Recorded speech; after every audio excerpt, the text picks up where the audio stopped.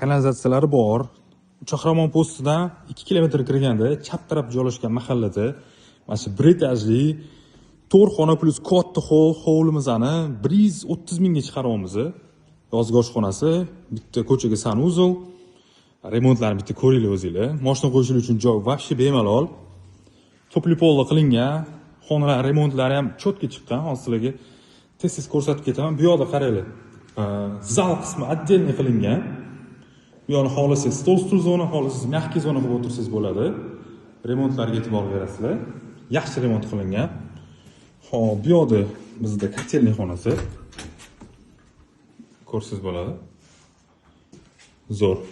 Bu oshxonadan yana kirib chiqsangiz bo'ladi, eshik qilingan. Mana asosiy binoni ko'ramiz.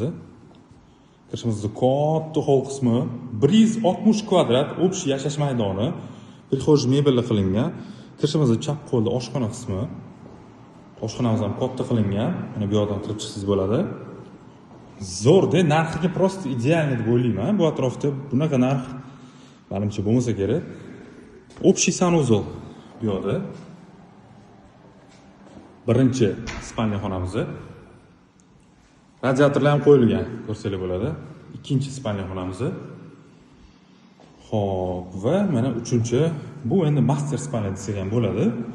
Oynalar orqa hovliga qaragan. Qulaylik uchun o'zining ichida yana bitta sanuzel bor. Zo'r. 130 ming u Chaqramon postidan 2 kilometr kirganda chap tarafdagi mahallamiz.